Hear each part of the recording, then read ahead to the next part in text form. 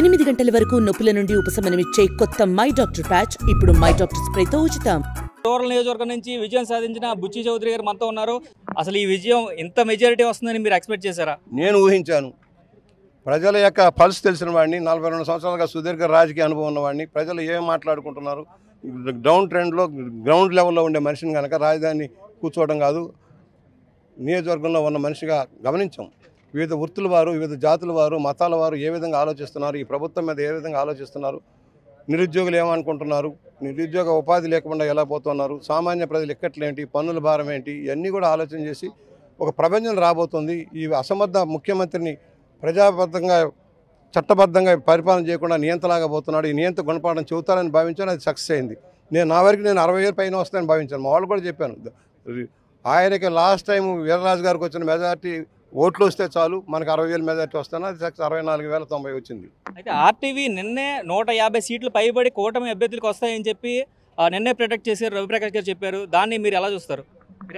నేనైతే ఇంకా ఊహిస్తానే ఉన్నా. నేను మొదటి నుంచి చెప్తానే ఉన్నా. మొన్న హైదరాబాద్ వెళ్ళినప్పుడు కూడా మిత్రులందరికీ, కొంతమంది మీడియా మిత్రులు కలిసి చెప్పాను, రాబోయేది ప్రభంజనం. ఎన్ని సీట్లని మీరు అడగొద్దు, బ్రహ్మాండమైన ఊపు వస్తుంది. అసలు సింగిల్ డిజిట్ పడిపోయిన ఆశ్చర్యం లేదని చెప్పాను. అది సక్సెస్ అయింది. అంటే ప్రజలు విసిగిపోయడం వల్ల ఎంత భారీ మెజారిటీ వచ్చింది అనుకున్నారా? జగన్మోహన్ రెడ్డికి పతనావస్థకు కారణం ఆయన వ్యవహార శైలి.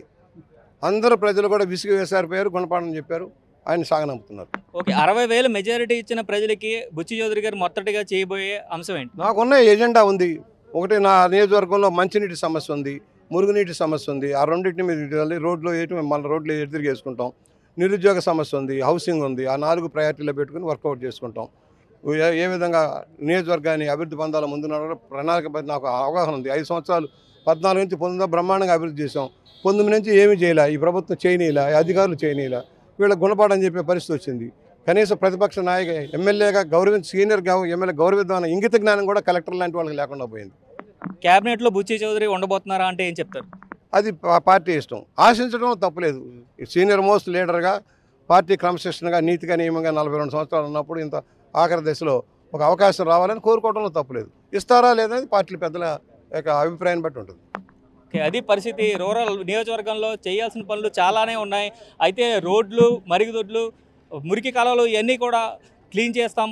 అదైతే ఏదైతే అభివృద్ధి చేయాలో పూర్తి స్థాయిలో అభివృద్ధి చేస్తాం. 2014 నుంచి 19 వరకు ఏ విధంగా అభివృద్ధి చేస్తామో దానికి మించిన అభివృద్ధి అయితే ఈసారి చేయబోతాం. అదే చంద్రబాబు అవకాశం ఇస్తే క్యాబినెట్లో కూడా ఉంటారంటూ బుచ్చి చౌదరి మనతో పంచుకున్నారు. కెమెరామ్యాన్ విజయ్తో శంకర్, ఆర్టీవీ, తూర్పుగోదావరి జిల్లా. మరిన్ని వీడియోస్ కోసం ఛానల్ సబ్స్క్రైబ్ చేయండి. లేటెస్ట్ అప్డేట్స్ కోసం వాట్సాప్ ఛానల్ ఫాలో చేయండి.